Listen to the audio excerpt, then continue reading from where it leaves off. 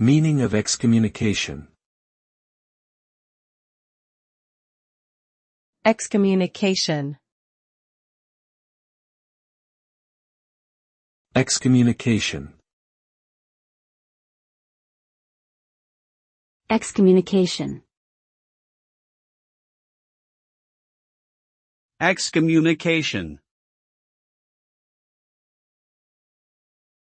Excommunication is a religious punishment where someone is expelled from their community or church.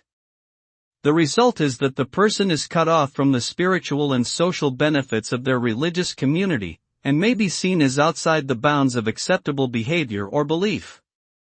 This can have significant social and psychological effects on the excommunicated person, as well as affecting their relationships and sense of self.